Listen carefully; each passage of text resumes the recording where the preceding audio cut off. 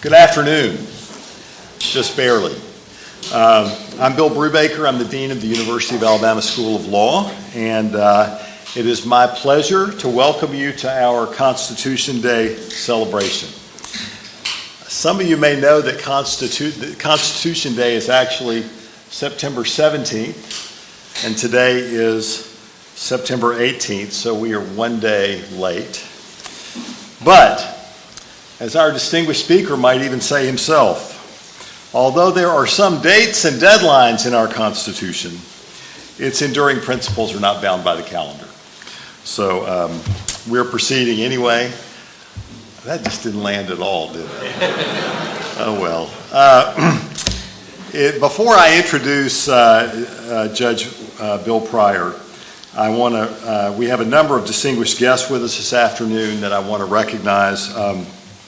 Delighted to have the U.S. Attorney for the Northern District of Alabama and Alabama alum Prim Formby. Welcome back, Prim. And you know, even though Judge Kugler is always with us, it's also always an honor to have him at an event like this. And so we're grateful, Judge, for the great stuff you're already doing. UA Chief Administrative Officer Chad Tyndall, another great friend of the law school with us. And two of our alumni leaders made this trip today, and I'm grateful to Rich Raleigh and to Curtis Lyles for their presence with us this afternoon and their service to our law school over many, many years. I also want to acknowledge that this event is sponsored through the generosity of donors to the Dean Mark E. Brandon Constitutional Studies Fund. And I see Dean Brandon here in the back today, and I just want to thank him for all he's done for our law school, and particularly the work that he's done teaching constitutional law for a long time. So we're grateful for that. Judge Pryor is no stranger to the University of Alabama School of Law. He's taught courses here on federal jurisdiction, statutory interpretation. He's been a guest speaker or a lecturer in this building more times than I can count. His federal jurisdiction class was rumored to be the second most difficult class taught at the law school. You can ask me later who taught the first most difficult class. But in many ways, large and small, he has been a great friend to the University of Alabama School of Law, and if I may say so, to me personally. Born in Mobile, Judge Pryor graduated magna cum laude from the Tulane Law School, where he served as editor-in-chief of the Tulane Law Review. He then clerked for Judge John Minor Wisdom of the Fifth Circuit, one of the heroic federal judges who helped dismantle segregation in the Deep South. Before ascending to the federal bench, Judge Pryor served as Alabama's Attorney General from 1997 to 2004, where he earned a reputation for principled leadership and fidelity to the Constitution. And for just over 20 years, he served on the United States Court of Appeals for the 11th Circuit, serving as its chief judge since 2020. In 2013, President Barack Obama appointed Judge Pryor to the United States Sentencing Commission, where he served until 2017, including service as acting chair of the Sentencing Commission. He's a member of the American Law Institute, an advisor for the Restatement on Conflict of Laws, co-author with Brian Garner, Justices Gorsuch and Kavanaugh, and a number of other distinguished federal jurists of the treatise, The Law of Judicial Precedent, and his scholarship has appeared in places like the Yale Law Journal, the Columbia Law Review, the Virginia Law Review, and numerous other prestigious publications. I have to say, I don't know how he manages to actually be a judge and do all the rest of this stuff. Judge Pryor can correct me if I mischaracterize his judicial philosophy, but I would say it centers on the belief that the judge's job is to interpret the law as it is written, not as the judge might wish it to be. I think he said that judges have no authority to use their personal beliefs to update or alter the text of our Constitution and our laws. This commitment to textualism and originalism has made him one of the most respected jurists in the federal system. I want to let you know that Judge Pryor has agreed to take questions from the audience after he finishes his remarks this afternoon, so you may want to be thinking about a question you'd like to have the chance to ask somebody like our guest today. But I just want to say, Judge, it is a great honor to have you with us, and would you please join me in welcoming Judge Bill Pryor.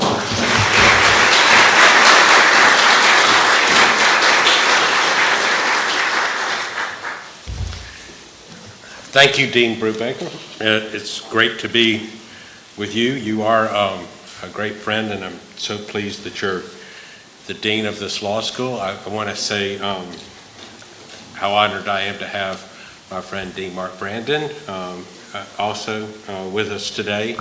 I had the pleasure of teaching while he was leading this law school, and he did so excellently, as I know Dean Brubaker is today.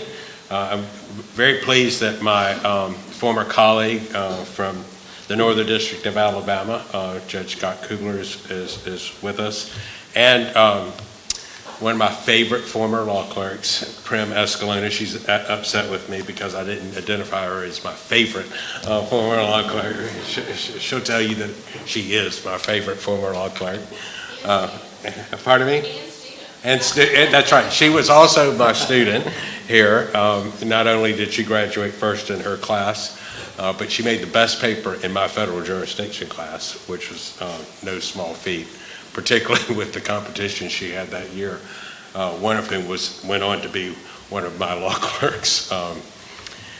238 years ago, on September 17, 1787, 39 of the 56 delegates to the Constitutional Convention met in Philadelphia for the last time to sign the Constitution that they would propose to the American people for ratification.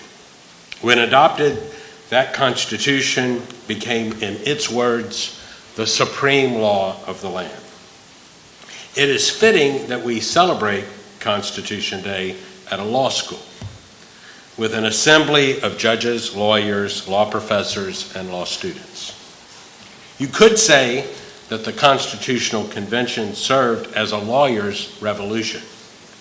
Most of the delegates, including a majority of those who signed the Constitution, were lawyers. Some later served on the federal bench and even on the Supreme Court, including John Rutledge and Oliver Ellsworth, who would later become our second and third Chief Justices. Two of the lawyer delegates to the convention, Alexander Hamilton and James Madison — I'm wearing James Madison's bust on my tie today, father of the Constitution — teamed with a lawyer who would become the first Chief Justice, John Jay, to explain, defend, and propagate the case for ratifying the Constitution in writings that political scientists, historians, and lawyers still study and debate. Now, that brief overview covers the who, what, when, and where of the occasion we commemorate each year. Those details are important, but I want to talk about something even more important. I want to talk about why we should celebrate the day. We should celebrate Constitution Day because of its importance in the history of constitutionalism and the development of the rule of law. Constitution Day does not mark the beginning of constitutionalism or the rule of law, but our Constitution advanced those related principles in ways that nothing else had ever done before. When we celebrate the historical importance of the Constitution, we celebrate more than the original text. We also celebrate the intergenerational Constitution of today, the Founders' Constitution as amended by the American people 27 times.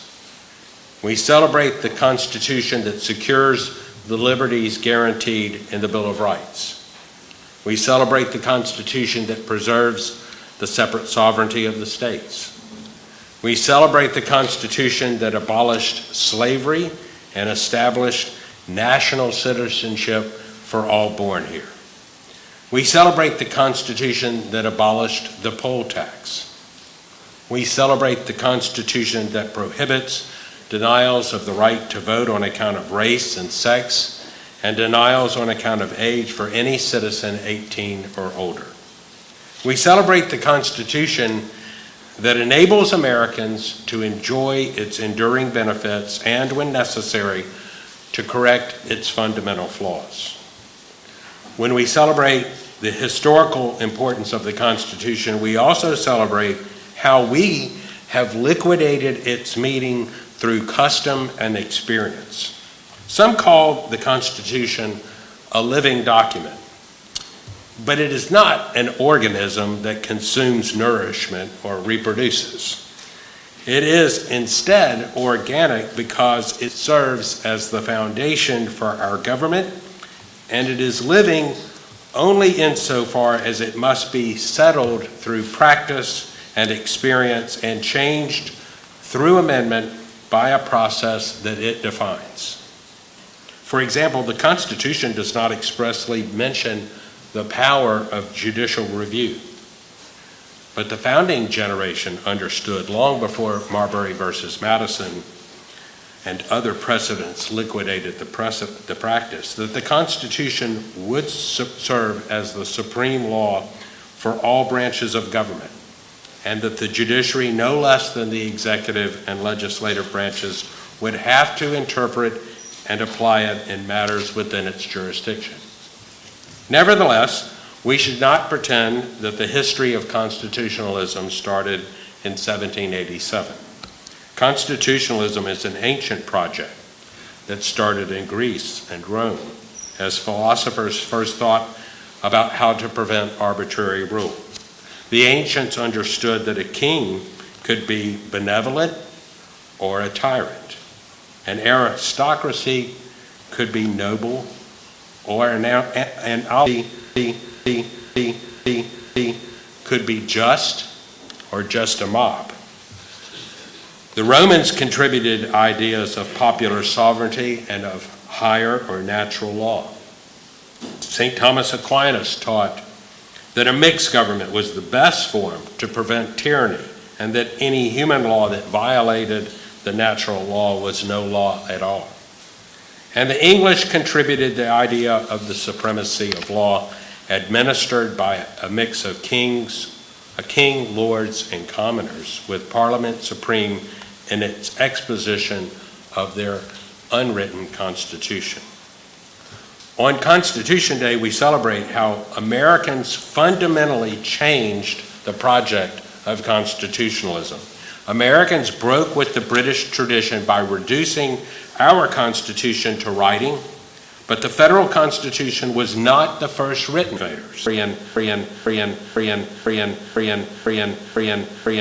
Of the founding era has explained the office of our governors, the bicameral legislatures, tripartite separation of powers, bills of rights, and the unique use of constitutional conventions were all born during the state constitution making period between 1775 and the early 1780s, well before the federal Constitution of 1787 was created. Consider that the Constitution of the Commonwealth of Massachusetts of 1780, written by John Adams, separated the powers of its government with these memorable words: "In the government of this Commonwealth, the legislative department shall never exercise the executive and judicial powers, or either of them. The executive shall never exercise the legislative and judicial powers, or either of them.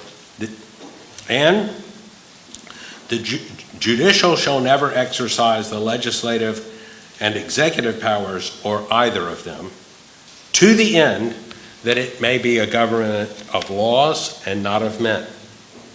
Now, we know that phrase, a government of laws and not of men, because of that state constitution. The federal Constitution followed these state innovations. The Constitutional Convention proposed a new government of three separate branches with legislative power vested in a bicameral Congress, executive power vested in a president, and judicial power vested in one Supreme Court and any inferior courts that Congress would create. Although the original Constitution did not include a Bill of Rights, it guaranteed and accused the right to trial by jury and prohibited ex post facto laws, bills of attainder, and impairments of the obligations of contracts. The Federalist proponents of the Constitution thought that a Bill of Rights would be unnecessary, perhaps even dangerous. They decried parchment guarantees and feared that people would come to think that a list of fundamental rights would mean that others do not exist. But ratification eventually came with the understanding that a Bill of Rights would soon follow as a necessary feature. And it would include an important rule of construction to counter the Federalist fears. Quote, "The enumeration of certain rights shall not be construed to deny or disparage others retained by the people." The Constitution advanced the American experiment of written constitutions. Indeed, it proposed a constitution that repeatedly refers to itself as a written text, situated at a fixed time in history and to be interpreted accordingly. The preamble promises to ordain and establish this Constitution of the United States of America. Article 2 declares that no person except a natural-born citizen or a citizen of the United States at the time of the adoption of this Constitution shall be eligible to the office of President. Article 3 vests the judicial power in a judiciary for all cases in law and equity arising under this Constitution. Article 6 distinguishes this Constitution from the statutes and treaties that together comprise the supreme law of the land. And it requires that state judicial officers be bound by oath to support this Constitution. By emphatically rejecting the British tradition of an unwritten Constitution, the founding generation sought to fix the meaning of this written Constitution and to allow the people to amend it when a new written rule was needed. Although the state constitutions provided models, the federal Constitution changed the game. We, the people, created a constitutional federal democratic republic, the first of its kind to govern a vast and expanding territory. The convention departed from the Greek philosophy that a republic had to be kept small for it to endure. And the text did not begin with the words, "we the states." It did not describe a compact alliance or confederacy.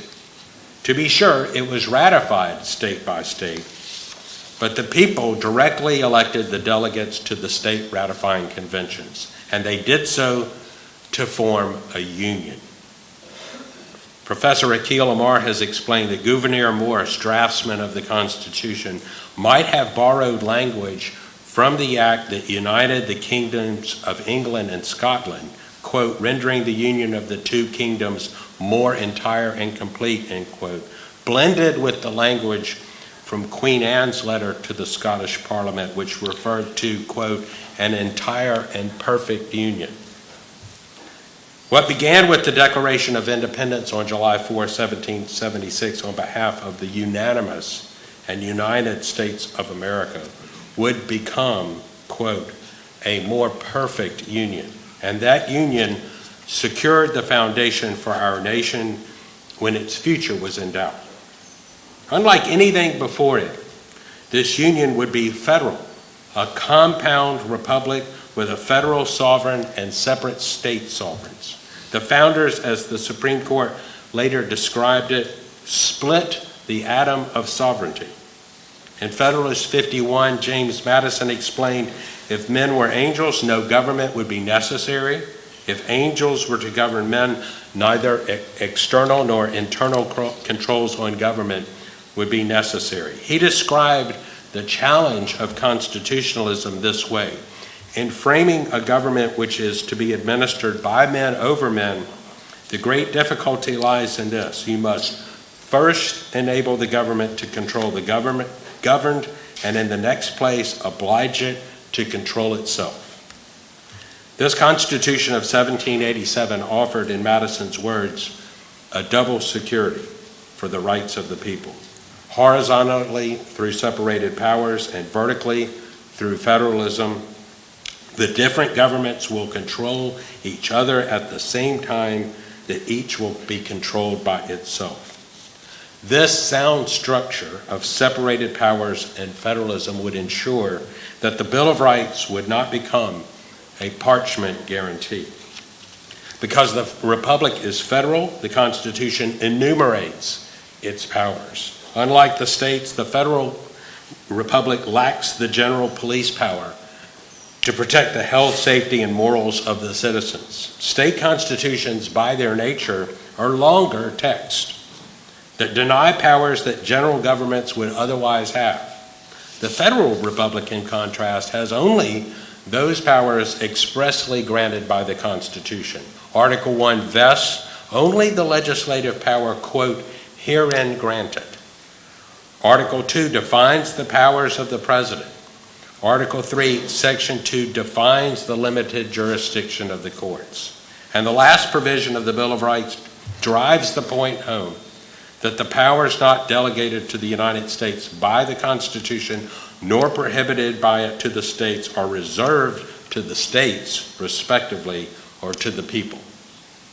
Although it does not borrow the language of the Massachusetts Constitution about a government of laws and not of men, the federal Constitution nevertheless ensures the rule of law. It separates the powers of the federal republic by vesting them in separate branches defined in the first 3 articles. And it does so for the same reason as the Massachusetts Constitution. By dividing power, it makes the Constitution supreme, not any branch created by it, so that it may be a government of laws. Now, some wrongly equate the rule of law with the maintenance of a legal system, that is, with law and order. But every government on earth has a system of laws. A police state has law and order. Both the Soviet Union and Nazi Germany had a legal system. Neither had the rule of law. Communist China has a legal system. It does not have the rule of law. Properly understood, the rule of law means that both the government and its citizens are bound by law promulgated beforehand, enforced equally, and adjudicated independently through fair notice and procedures. Thomas Paine put it this way in Common Sense: in absolute governments, the king is law, but in America, the law is king. Under the Constitution, every official, no matter how high or low, is a creature of the law and is bound by it. No official or person is above the law. All officials take oaths to adhere to the Constitution and laws. The Constitution defines and limits the powers of Congress to make law. It requires of the president faithful execution of the law, and it vests the judicial power in courts created by law and defines their jurisdiction for all cases and controversies arising under the law. Our Constitution is not a code for private conduct. It is a law that limits government, premised on the idea that the state exists to preserve individual liberty. Our Constitution, the supreme law, must be understood foremost as a legal instrument, not as an aspirational statement of political principles. Consider how the delegates wrote the text in the precise language of law. It grants Congress, for example, the power to define and punish piracies and felonies on the high seas and offenses against the laws of nations. It states that the privilege of habeas corpus shall not be suspended. As I've already mentioned, it prohibits bills of attainder and ex post facto laws, whether by Congress or by the states.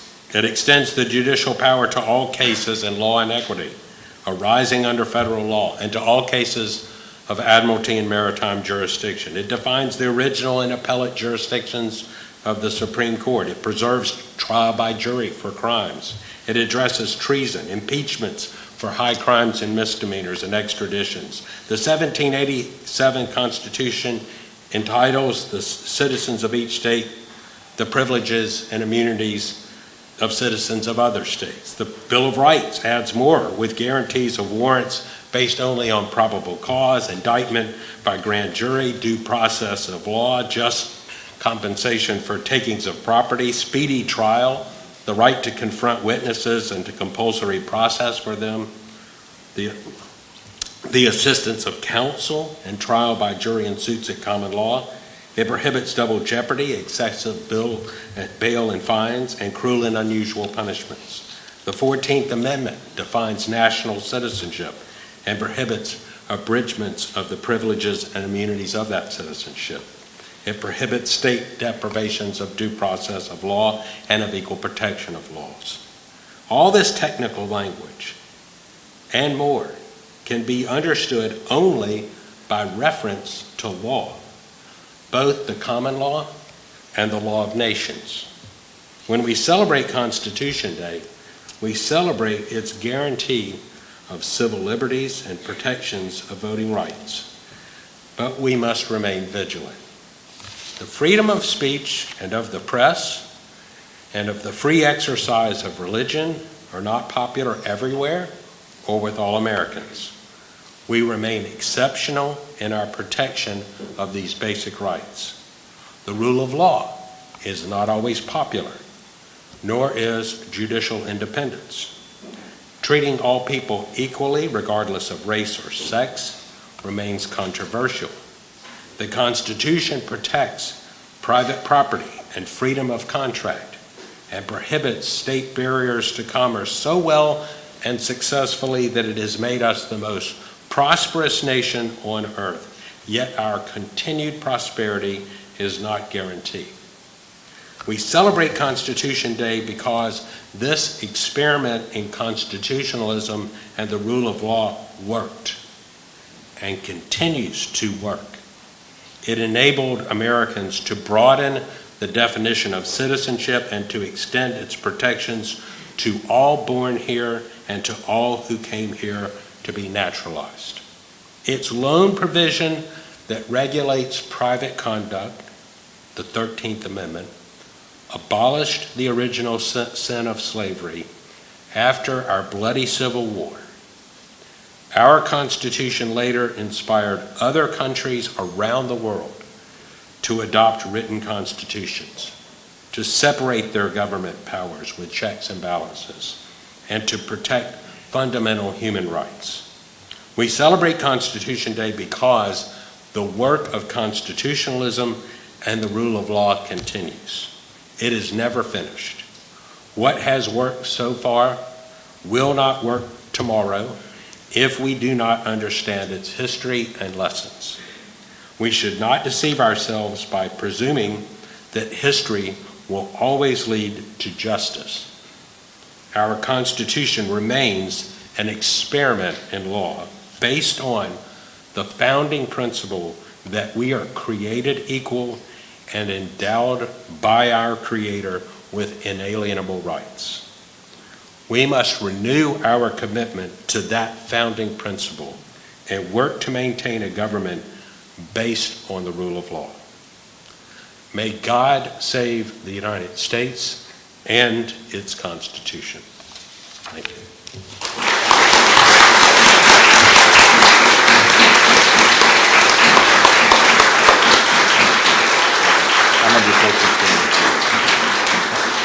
So thank you, Judge Pryor, for that an incredibly rich address and a reminder of the aspirations of our system.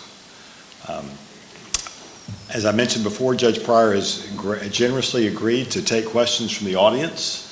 I'm going to get out of the way and let that process begin. Thank you again. So someday if you ever see me in, this is sort of a courtroom, right? I'm a moot courtroom. I'm probably going to be asking you the questions, so this is your chance.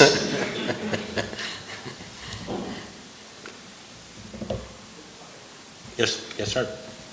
It's personally, thank you, Judge Pryor. I apologize if this is like a hot water sort of question, but what do you view as like the constitutional solution to problems where one branch just doesn't feel like enforcing their claim? I think of the TikTok law specifically, where Congress passed something, the president just decided, I just won't faithfully execute that, and now Congress has changed its mind. And it's a sort of weird issue where they passed the law and now are seen fine with it not being enforced. What do you think about that? Well, I don't want to talk about the TikTok situation. As I understand it, the president has to certify certain things to extend the non-enforcement of it, and I don't have a case about it, and I don't want a case about it. But I will say this: our Constitution does not necessarily presuppose that every remedy will be a judicial one. Sometimes our remedy is a political remedy. That is why we have elections. That's why we elect our president. That's why we elect every 4 years. That's why we elect members of the House every 2 years, members of the Senate every 6 years, and stagger their elections. Okay? That's why it divides power between the federal government and the states, and why we elect state officials as well. In Alabama, we even elect judges. So I think one of the things you have to keep in mind is that that kind of play in the joints, that kind of what seems inconsistent with what you think even the law requires, does not necessarily mean that a court can remedy it. When individuals have their rights violated, often courts are available and open to remedy it. Even that has its challenges. We know that access to justice is expensive. We know that the justice system sometimes moves too slowly, but very often there is that remedy too, and we want that to be as available as we can. But we also need to recognize that courts are not equipped to solve all problems. Yes, sir. You spoke about judicial independence. What does it look like in practice for the judiciary as the referee in that federal system to ensure that litigants opposing the United States or the criminal defender or civil rights claim feel the protections of the separation of powers and don't feel like a monolithic government is on the other side? Well, I would say this. We have a judiciary that I think should inspire Americans. We have judges who have been appointed by very different presidents over a long period of time. And we have disagreements, and the news media and even scholars will focus on the areas of disagreement. But despite big differences sometimes in how we approach cases, 95% of the time, our courts decide cases unanimously. I think it's a remarkable testament to the rule of law. If someone tells you that this is just a political process, that law is just another form of politics, that look, I won't tell you that it doesn't matter sometimes what the judicial philosophy of the judges might be on a particular panel that decides your cases. But it's not just another form of politics. If it were, then our decisions would not be unanimous 95% of the time. They are. The law matters. We're bound by it. We take our obligations seriously. We take our oaths seriously. And there are plenty in those laws to protect the rights of criminal defendants, to protect civil liberties of plaintiffs who want to challenge government action. That's what I would say. Yes? Can I also say that we just had a case in front of you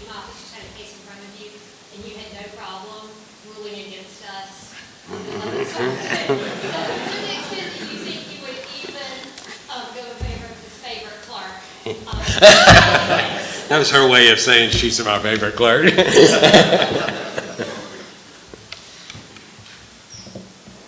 Yeah, sometimes I enjoy ruling against my former clerks. Over the course of our nation history, many people in the evolution of law, we've begun to interpret the Constitution in different ways. And there are examples that it's not exactly one-to-one what the founders, the original authors of the Constitution, likely intended in some way. You're happening by the time 2035, look at many areas where we've read and interpreted the Constitution in a way that's vastly different.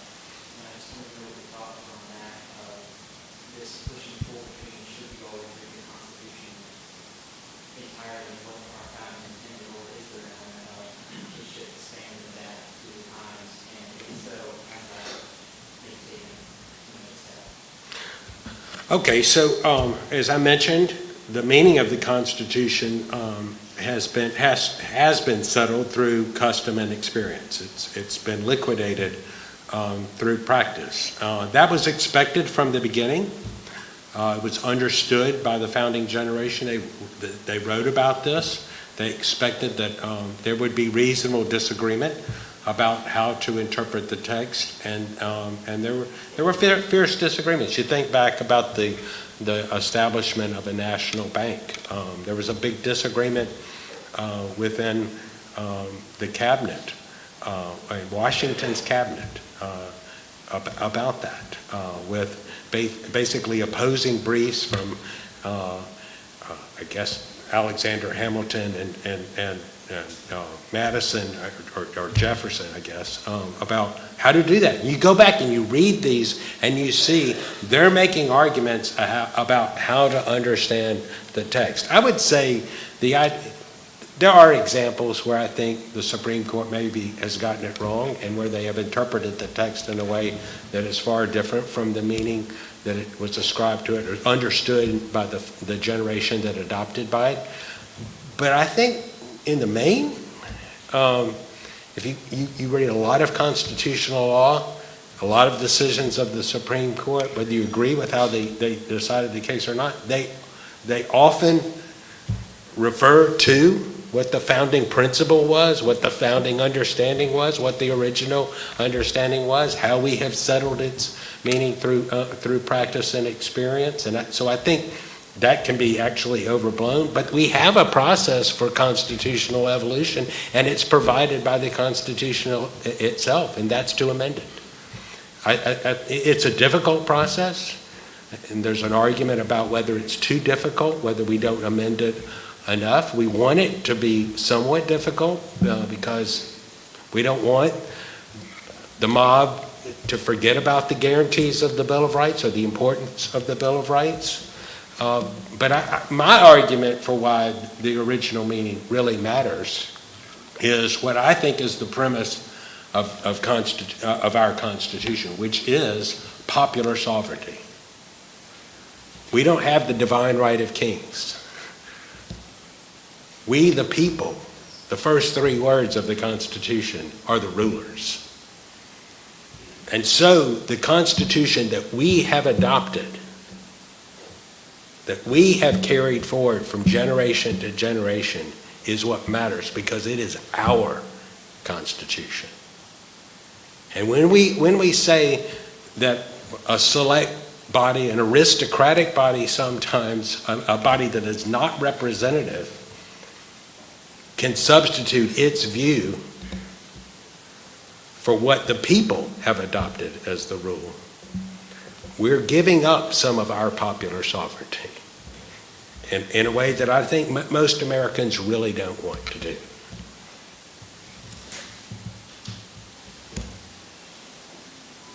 So you mentioned in your talk that we need to be vigilant to continue to enjoy the promises of the Constitution.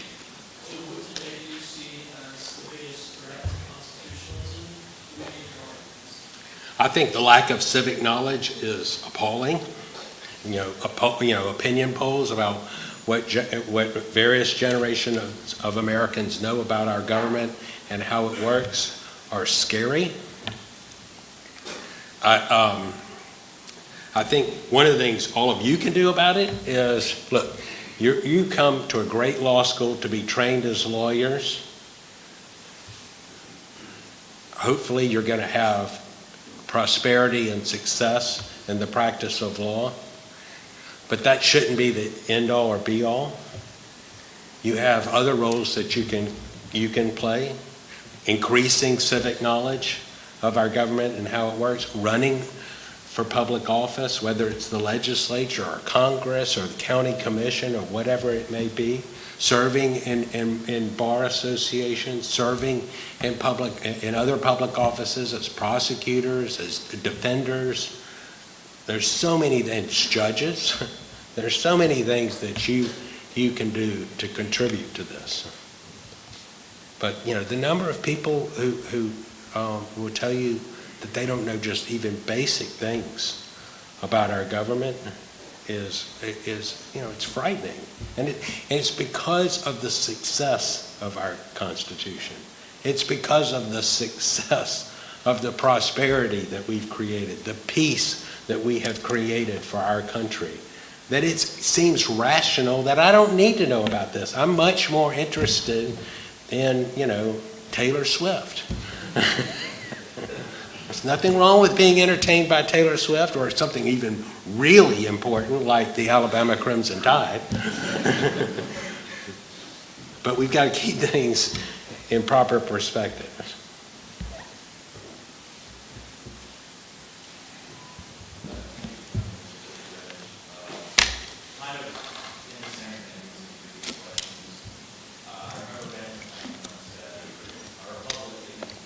Right. And polling has shown that a lot of young people today do not believe that the Constitution has any meaning whatsoever. They have abandoned the constitutional principles in favor of sort of mind-games right or a extremist ideology in America. What can we as young people do to combat that, even beyond just lack of knowledge, people who are actively opposing the Constitution in the government today, or even just in our lives? You can debate it. I mean, you can.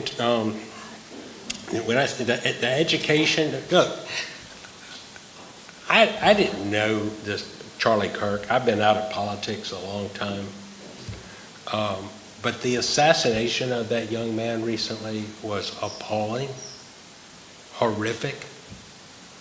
It ought to wake us up.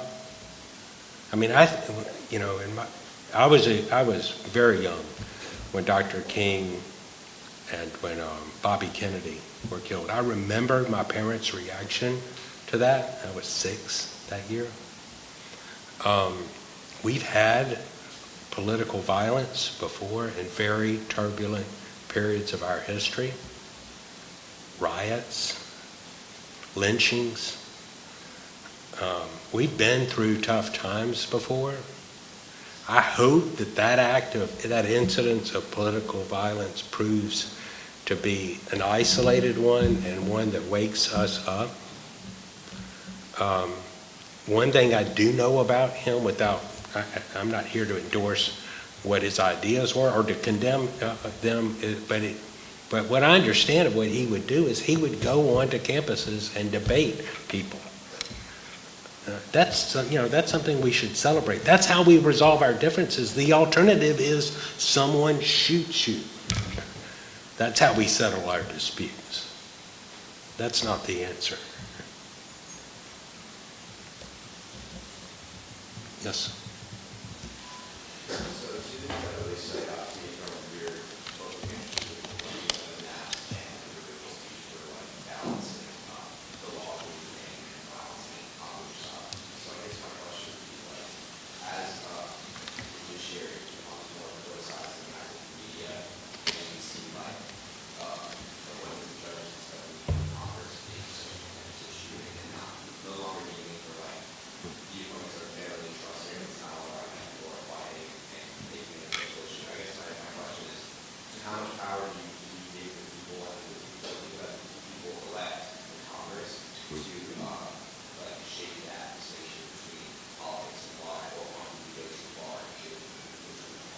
Well, I mean, I think our Constitution provides a good settlement. The frustration for many of us is our Congress doesn't pass laws as much as it used to. It creates pressure on the courts than to settle disputes. When frankly, the rough and tumble of politics through legislative process is the better way to go. One of the reasons that you see successive generations of presidents resorting to executive orders is because of, I think, a failure on the part of Congress. I'm not here to really criticize Congress, but unfortunately, our political culture is at a moment where I think Congress, it has abdicated some of its responsibility to really settle tough controversies through law. Now look, they've got tough jobs. I respect them. They have to run for office continuously. They have to remain in touch with the people. I appreciate and respect what they do. But we need to look to them and demand more of them and hold them accountable to help us resolve our disputes. We really do. The other thing I would say is, you mentioned the news media coverage of courts. The news media focuses on presidential appointments and divisions and some high-profile cases and paints one narrative that's not, that you have, because you're students of the law and you're going soon to be practitioners of the law, that you have an opportunity to help correct in the minds of your fellow citizens. The Supreme Court of the United States gets so many tough cases, 65 or so cases a year that have divided the 50 state Supreme Courts, the 13 courts of appeals, and federal courts of appeals, and yet usually half, sometimes more, are unanimous. A lot of the divisions are not lined up on the usual suspect lines that the media narrative would tell you. That's part of the story too. At the courts of appeals, which is the last stop for more than 90% of Americans who come to the federal system, our decisions are unanimous, as I was saying earlier, in just a very high percentage of cases. That's part of the story too. I'm not saying that the cases where they're divided on the usual suspect lines aren't part of the story. They are, but it's not the whole story. Yes? How do you think the judiciary maintains the separation of powers?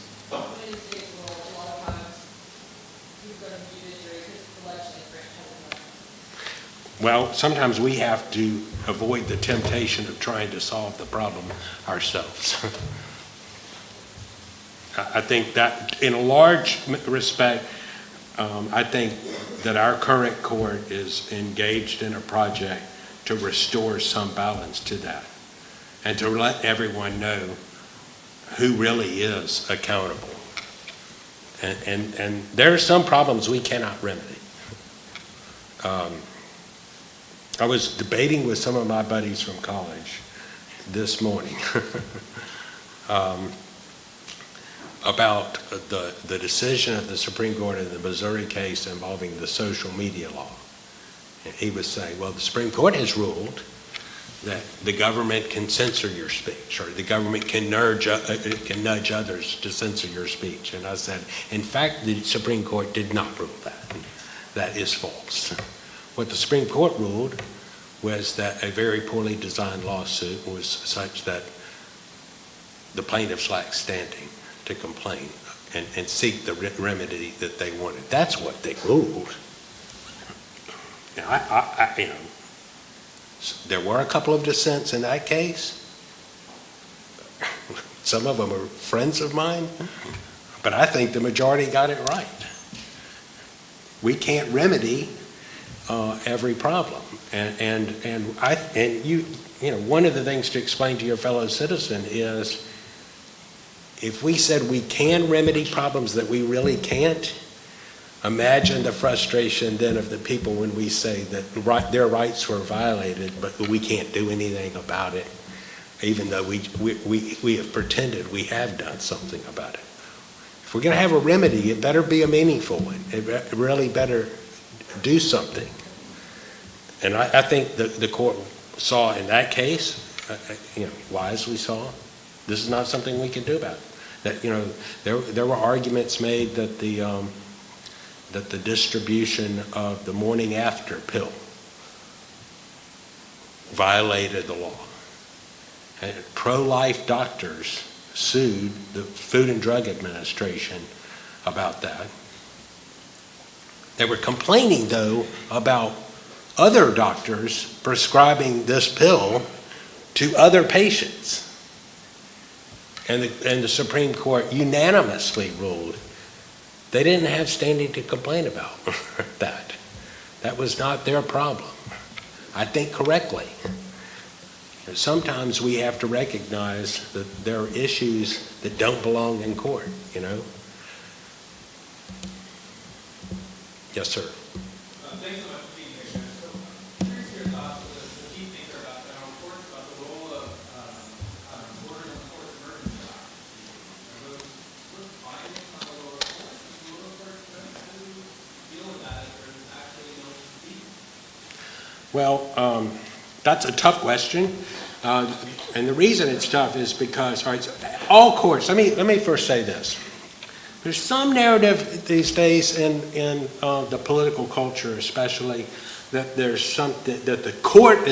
the Supreme Court is acting aggressively on this emergency docket. The Supreme Court, we are reactive.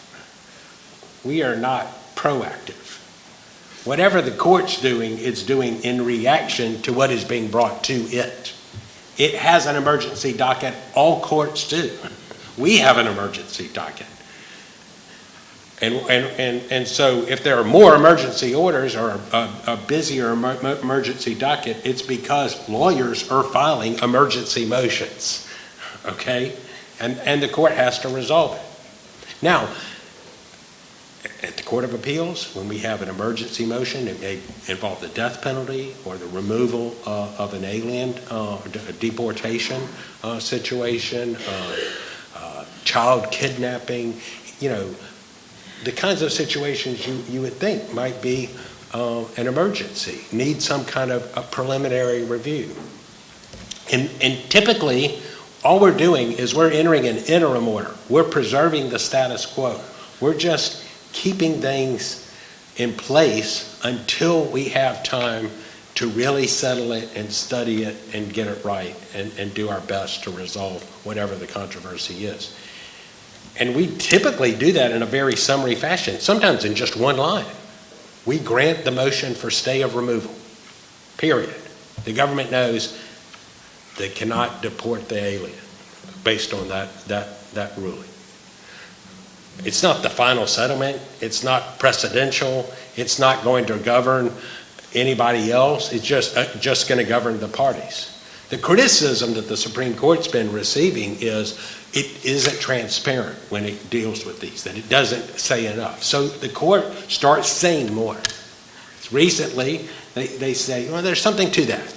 Let's explain a little. Well, when they start explaining some, is it fair then for courts to say, well, I don't care what they say, that's just an emergency order?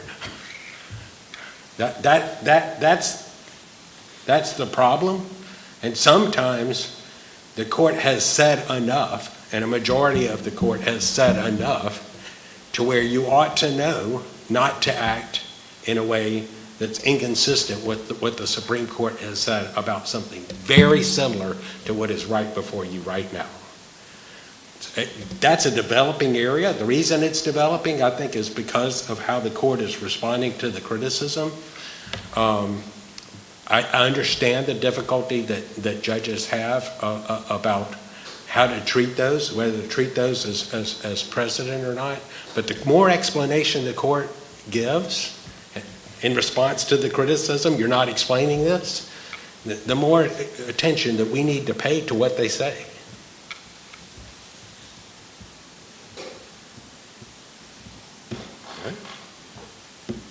Well, we got time for one more. Again, the next time you see him, he's going to be asking you questions. And it won't be pleasant. Judge Pryor, on behalf of all of us, I just want to thank you for an incredible hour together, for your generosity in being with us today, and for your work to make our judiciary and our nation better. I love the University of Alabama Law School. Roll Tide.